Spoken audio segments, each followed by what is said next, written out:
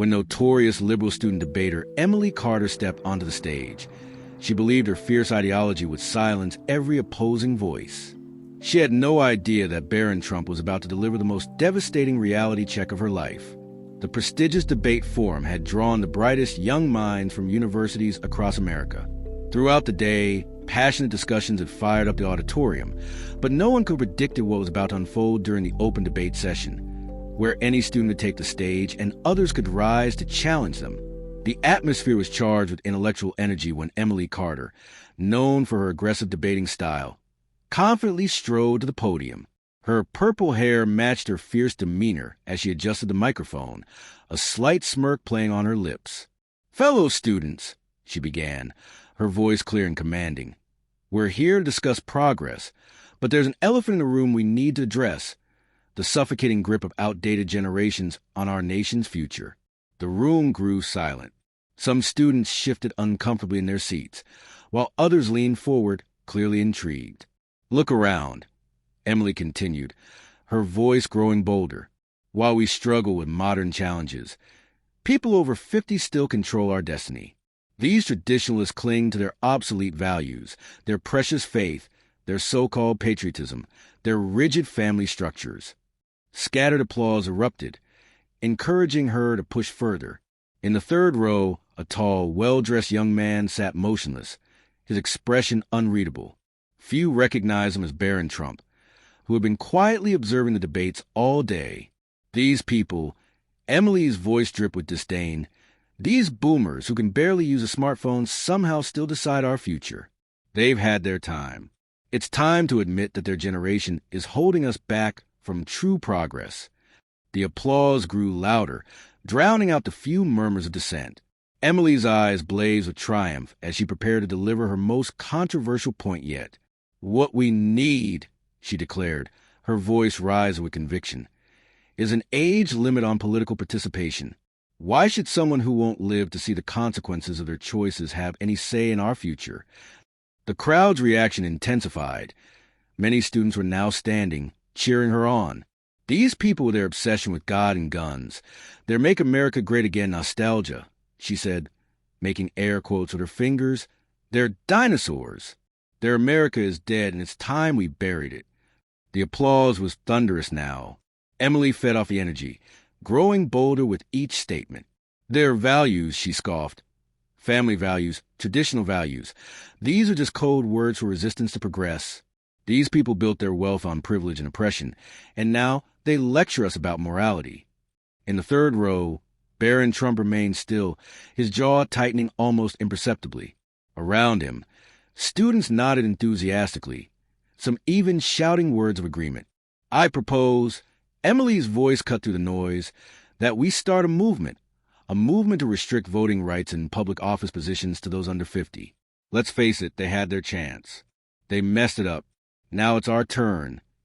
The professor moderating the debate, Dr. Harrison, stepped forward, his expression concerned. "Does anyone wish to present a counterargument?" he asked, his voice barely audible over the continuing applause. Emily crossed her arms, satisfaction evident on her face. The room began to quiet, students looking around, wondering if anyone would dare challenge such a powerful presentation. "Anyone?" Dr. Harrison asked again, already reaching for his papers to move on. That's when a deep, clear voice cut through the silence. "I would." The room fell dead silent. All heads turned toward the source of the voice. Emily's smirk widened as Barron Trump rose from his seat. "Well, well," she drawled into the microphone, "look who decided to grace us with his opinion. Daddy's boy himself." Scattered laughter rippled through the audience, but Barron's composed demeanor didn't waver as he made his way to the podium. His tall frame and impeccable suit cut a striking figure against the casual atmosphere of the debate hall. Emily stepped aside, making an exaggerated, sweeping gesture toward the microphone. "Go ahead, Donald's pet," she sneered. "Defend your boomer buddies. This should be entertaining." Barron adjusted the microphone, his movements unhurried and deliberate. The audience held its breath, many expecting him to falter under Emily's notorious debate tactics. Instead, he smiled slightly, not a smirk, but a genuine, almost sympathetic expression. "Thank you for your passionate presentation, Emily," he began, his voice steady and measured. "But passion without wisdom is like a ship without a rudder, powerful, but dangerous." Emily's smile flickered for a moment. She hadn't expected this calm, articulate approach.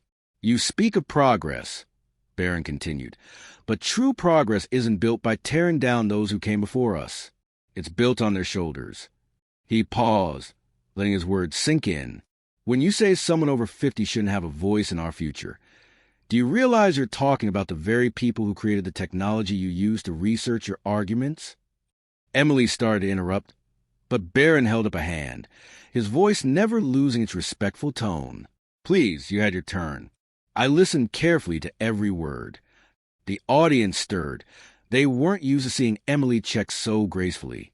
"Now," Barron's voice took on a deeper resonance, "let's talk about what real progress looks like. You mentioned smartphones," he began, a hint of amusement in his voice. "Did you know that many of the key innovations in your iPhone were developed by people who are now in their 60s and 70s, the same boomers you want to silence?" Emily rolled her eyes. "That's ancient history." "Speaking of history," Barron smoothly interjected, "let's talk about your claim that their America is dead." His voice took on an edge of steel beneath its polite exterior. "The America they built provides the very platform you're using to attack them, the universities where we study, built by them. The prosperity that allows us to spend our time debating instead of struggling survive, created by them.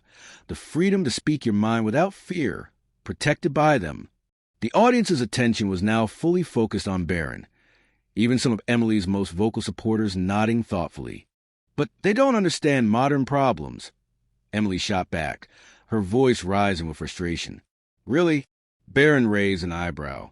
"The generation that lived through the Cold War, the Civil Rights Movement, multiple economic crises, and the birth of the digital age doesn't understand complex problems?"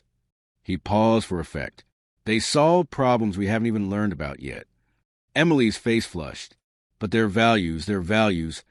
Barron's voice carried a quiet intensity. "You mean like hard work, personal responsibility, and respect for others? The same values that built the greatest nation on earth." He gestured to the room. "Look around you. Everything in this room, from the chairs you're sitting on to the democratic system that allows us to have this debate, was built by people who held those values."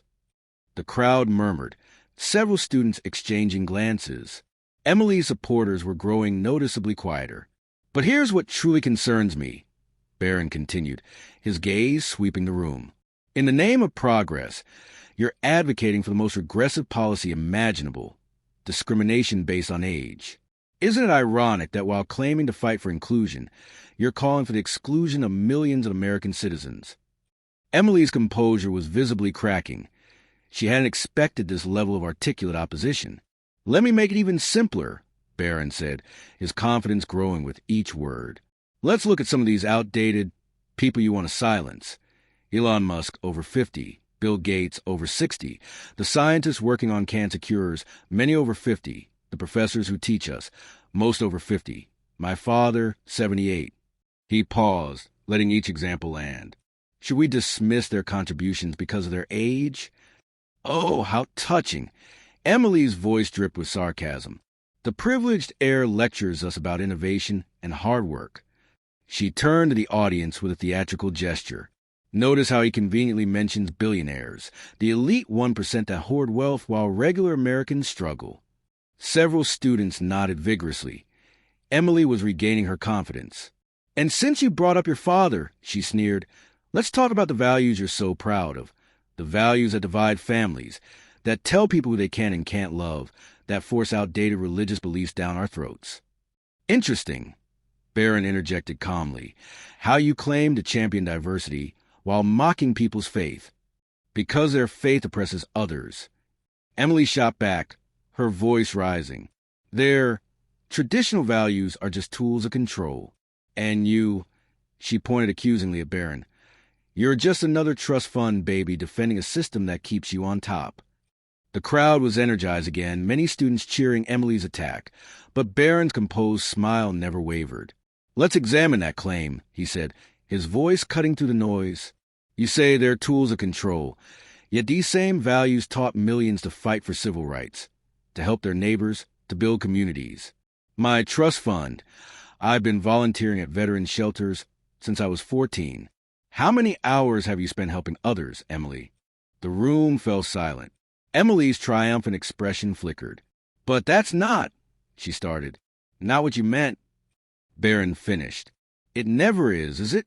When facts don't match your narrative, you switch to personal attacks, a classic tactic of someone losing an argument. Don't you dare. Emily's voice cracked with rage. She stormed toward the podium, purple hair wild, finger jabbing the air. You think you can come here with your suit and your manners and your privilege, lecturing us about values? The room crackled with tension. Some students were standing now, feeding off Emily's anger. You want to talk about helping others? She practically spat the words. Your family represents everything wrong with this country. The elite, the privileged, hiding behind traditional values while real Americans suffer. She turned to crowd, her voice rising to a fever pitch.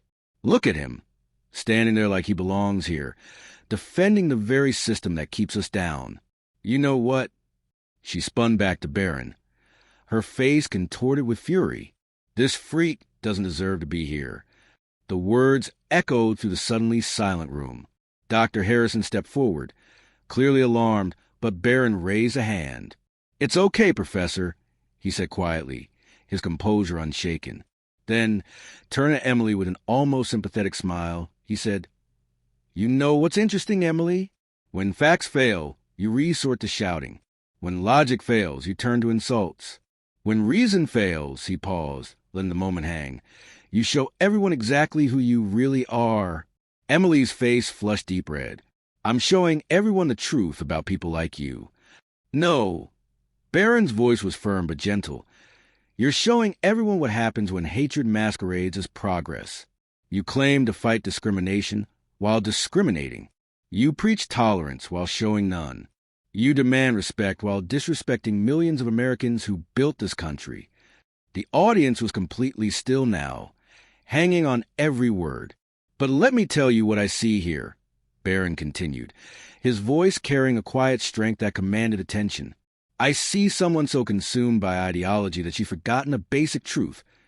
Every generation stands on the shoulders of those who came before. Emily tried to interrupt, but her voice lacked its earlier confidence. You're twisting I'm quoting you directly, Barron replied smoothly. You called our elders dinosaurs. You mocked their faith. You ridiculed their sacrifices. And why? Because they don't share your worldview. That's not progressive. That's prejudice. He turned to address the entire room. You all just witnessed something remarkable. You saw someone claim to champion diversity while attacking diversity of thought, someone demanding inclusion while calling for the exclusion of millions, someone preaching tolerance while showing absolute intolerance for different beliefs.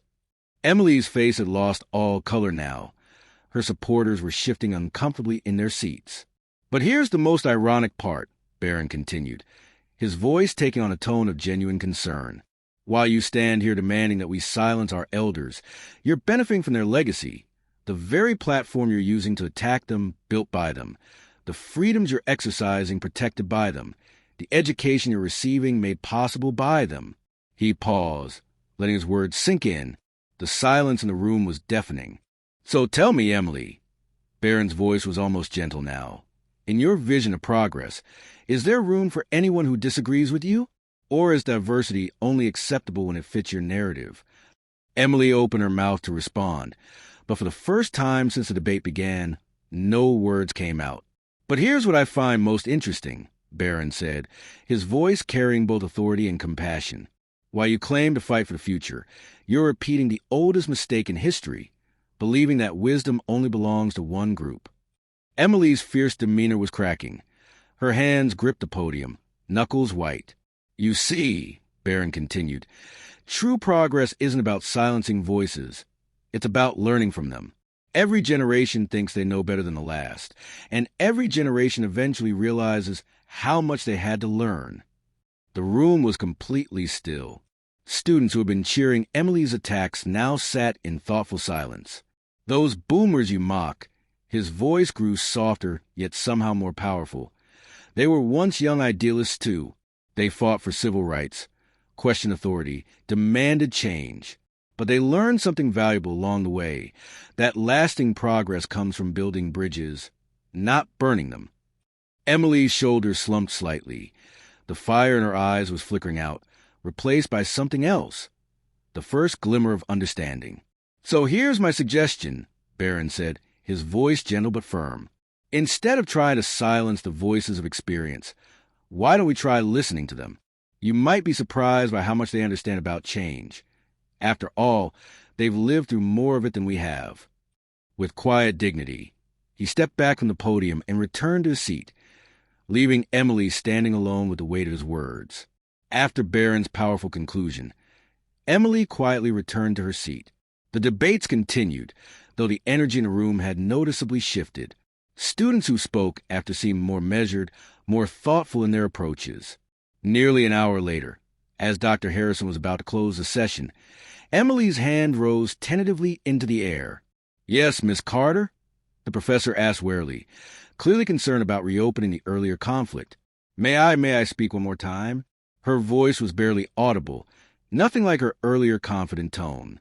Several students exchanged worried glances. Dr. Harrison hesitated, then nodded slowly. "Briefly, please."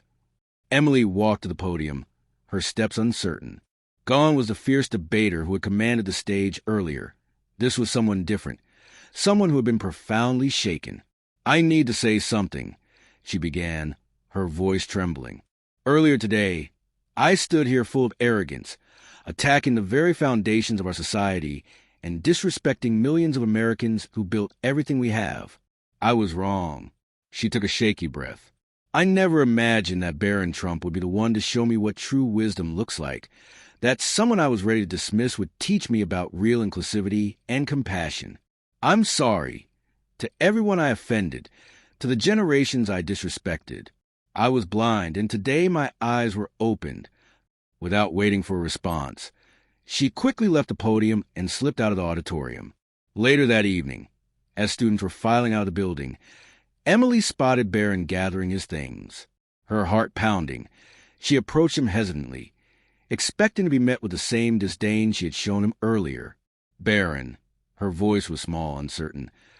Could I talk to you for a moment?"